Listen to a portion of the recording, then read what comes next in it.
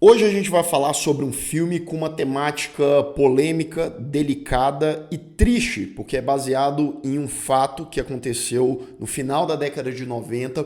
O filme Elefante, que a gente vai falar hoje, de 2003, também tem várias polêmicas em torno dele que a gente vai adentrar mais no vídeo de hoje. E afinal de contas, que diabo de filme é esse?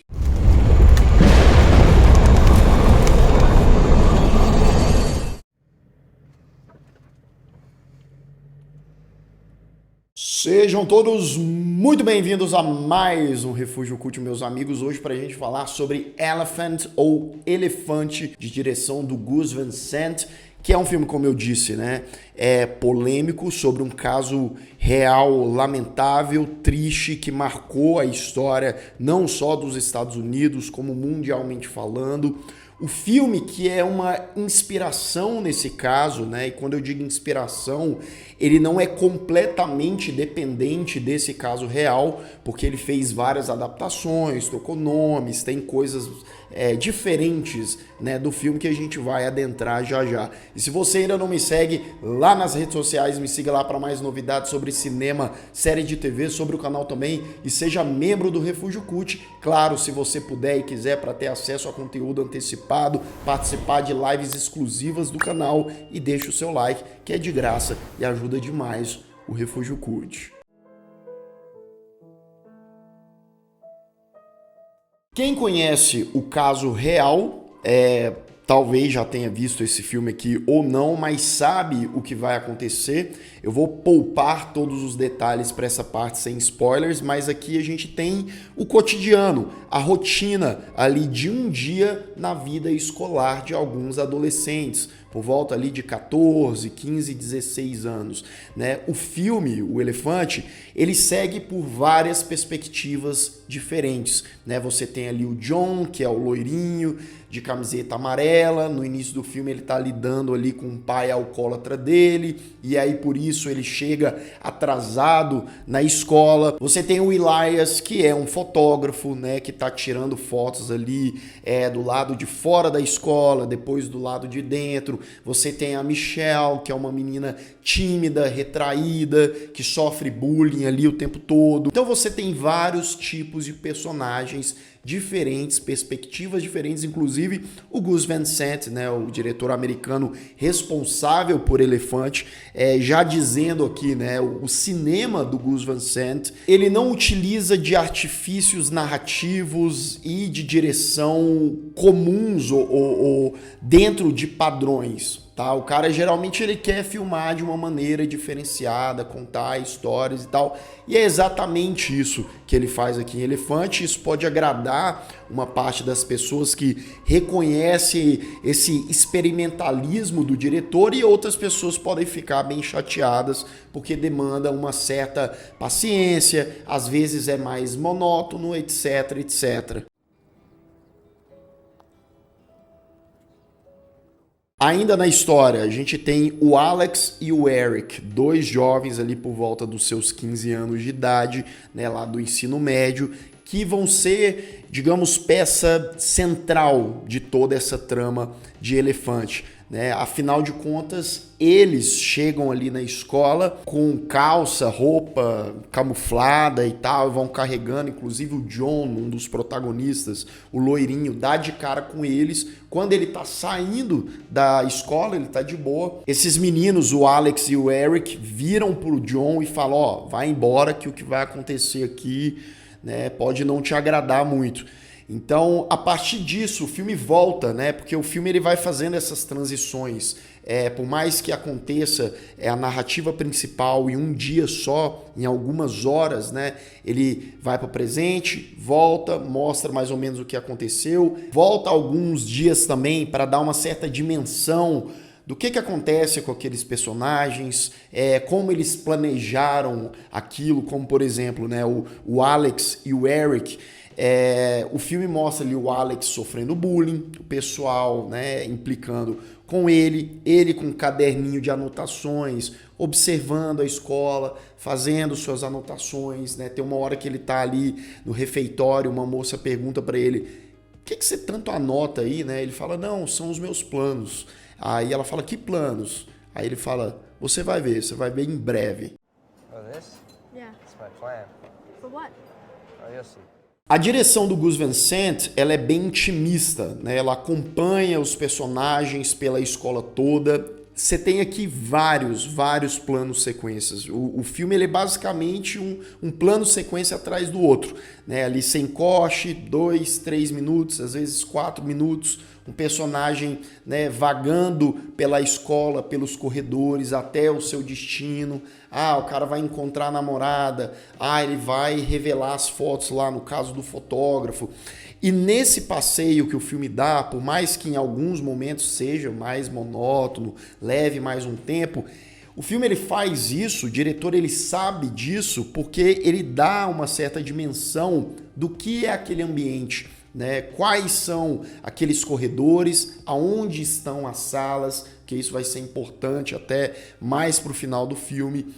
Vai mostrando os diferentes grupos de alunos ali, como aquela escola funciona, não só os alunos, como os professores, né? Tem ali um grupo de adolescentes debatendo sobre sexualidade. Your sexual orientation necessarily.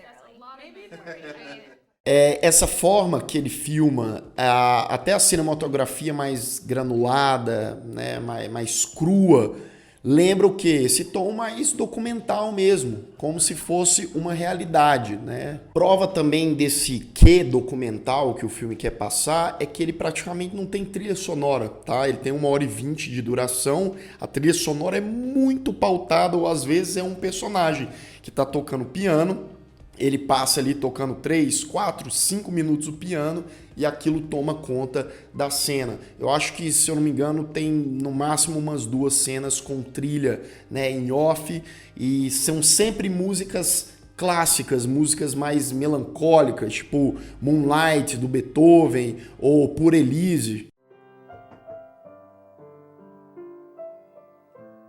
Outro aspecto muito interessante de Elefante, a grande maioria dos atores jovens aqui não eram atores nessa altura do campeonato, né? Eles eram completamente amadores. Gus Van Sant fez questão disso para trazer mais uma vez essa naturalidade, essa coisa. É difícil porque ao mesmo tempo que você está trazendo pessoas que não são atores profissionais, você precisa gravar um filme, você precisa passar convicção em cena.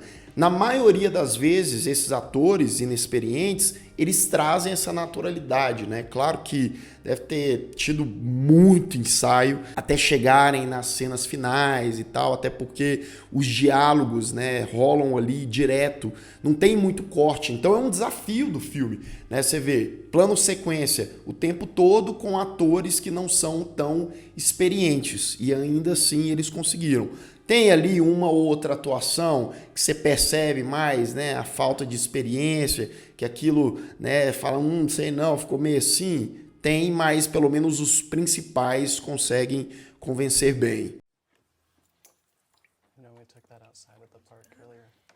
O filme ele ganhou Palma de Ouro em Cannes, né? Mas ele também foi palco não só pela sua temática de várias polêmicas. Talvez uma das maiores dela, né, seja a de Red Lake, que dizem que o filme influenciou o que aconteceu em 2005 em Red Lake.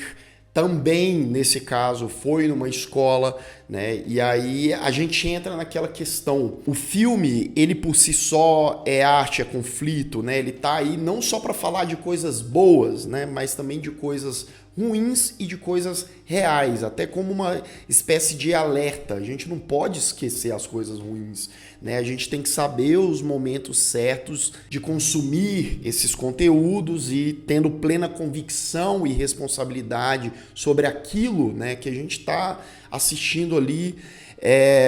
E aí uma pessoa, para consumir algo e ir lá e fazer algo, né, ela precisa estar muito mal internamente. Existem gatilhos, obviamente, né, mas independente se a pessoa está vendo um filme desse ou vendo um desenho do Mickey, às vezes a pessoa estando mal daquela forma, o desenho do Mickey já vai ser mais do que suficiente, tá?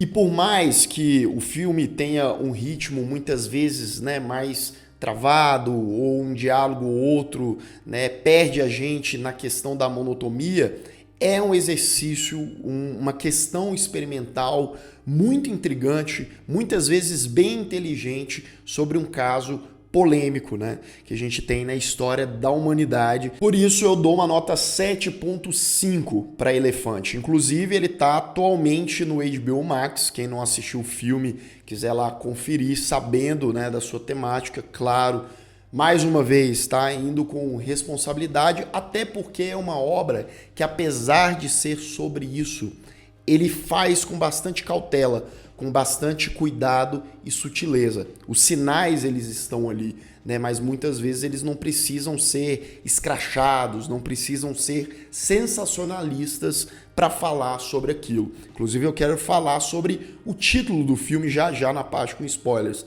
Por que chama Elefante? Enfim, uma obra que vale a pena conferir. E se você ainda não é inscrito aqui no canal, se inscreva aqui embaixo, clique no sininho para receber todas as notificações e deixe o seu like, que ajuda muito o Refúgio Cult. Atenção! Aviso de spoiler.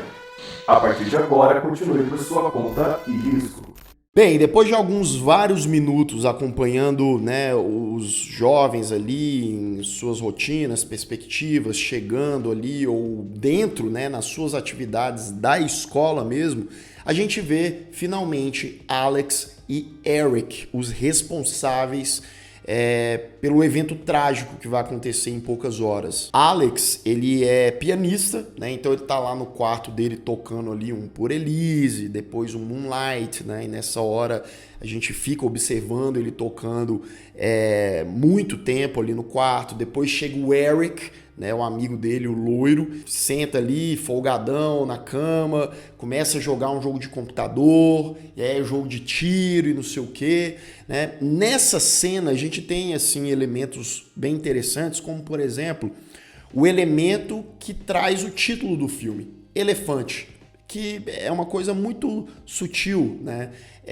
O único elefante que a gente vê no decorrer do filme inteiro é uma pintura, um desenho do Alex no quarto dele, que ele fez de um elefante, que tá ali, ó, no fundo, e a gente vê por alguns segundos só. Então o Alex, ele tem essa pinta de artista, né? O cara toca piano, ele desenha, só que ele é um cara frustrado, né? Na escola, ele não, enfim, não é reconhecido. E aí, só um parênteses, vou falar aqui sobre algumas coisas que eu busquei sobre por que o filme chama Elefante, né? Primeiro, ele se baseou principalmente em um conto indiano, uma parábola com homens que são cegos e pela primeira vez eles tocam em um elefante. Eles não sabem que se trata de um elefante. Cada um toca numa parte do elefante e vai sentindo de uma maneira diferente, por uma perspectiva diferente, aquele animal, aquele ser. E eles vão falando e discordando e falando assim, ó, não, eu tô sentindo isso, isso, isso. Não, mas eu tô sentindo aquilo, aquilo, aquilo. O resumo dessa parábola é basicamente a questão de que o ser humano tem um entendimento, uma visão limitada. Cada um tem a sua perspectiva, mais uma vez vou usar essa palavra, né? Então, são coisas diferentes, pensamentos diferentes e que as pessoas muitas vezes discordam ou nem querem discutir porque cada um tem essa vivência completamente oposta uma da outra. O que leva ao segundo significado, para mim, desse tema, né, que é aquela frase, o elefante na sala. O que é o elefante na sala? Você já deve ter ouvido isso, né? Basicamente, é um assunto às vezes nocivo, sei lá, perigoso, que as pessoas evitam de falar, evitam de entrar nele, porque ele pode explodir, porque pode dar alguma coisa ruim. Assim como a temática que está aqui em Elefante, né? Que as pessoas, obviamente, até com certa razão, têm medo, têm receio de falar sobre isso, mas é necessário apesar de tudo, né? Ainda nessa cena ali do Alex e do Eric no quarto, tem, né, outros pontos interessantes, por exemplo, eles pesquisando online por armas, né? Isso mesmo. E depois eles iam tomar café da manhã e na televisão tá passando uma reportagem sobre nazismo, citando Hitler. Hitler que era um artista, um cara, né, que tem toda a história de Hitler aí, que eu não vou adentrar, né, mas frustrado e, enfim, como artista foi negado várias vezes. E aí foi uma observação minha, né, porque esse personagem aqui, o Alex, ele tem essa coisa. E é aí também que o filme dá uma adaptada. Eu acredito que não necessariamente os personagens da vida real tinham essa linha de raciocínio que o Gus Van Sant fez aqui. Mas, né, nesse caso dá para interligar essa frustração, esse ódio, essa coisa, né, de alguém que está reprimido, etc, etc. Nessa hora que eles estão assistindo ali essa reportagem, chega os correios lá, né, o FedEx, enfim, com a caixa, o cara entrega, os meninos assinam, né, só tá o Alex e o Eric lá. Você acha que é um videogame? Não. É quadrinhos, livros, brinquedo? Não. Um novo computador? Também não. Meu amigo, é um baita de um rifle, né? Eles ficam animados e tal e vão para a garagem, né? De imediato ali treinar com um novo adereço.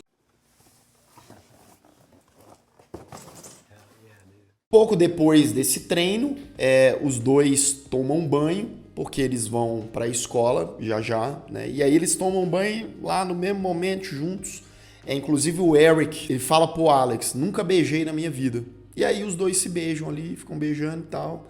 Depois se arrumam, né? Pegam a roupinha, botam as coisas, né? Os instrumentos ali nas malas e tal. E, velho, eles estão super de boa, sabe? Parece que eles estão indo para um piquenique. Parece que eles estão indo acampar, né? O filme mostra essa naturalidade, essa sutileza, porque muitas vezes é o que acontece, né? O cara ele já tá tão dentro daquele mundo, né, insano, daquela realidade completamente irracional que ele cria para ele, aquela perspectiva completamente equivocada, que ele já tá lidando aquilo com naturalidade, né?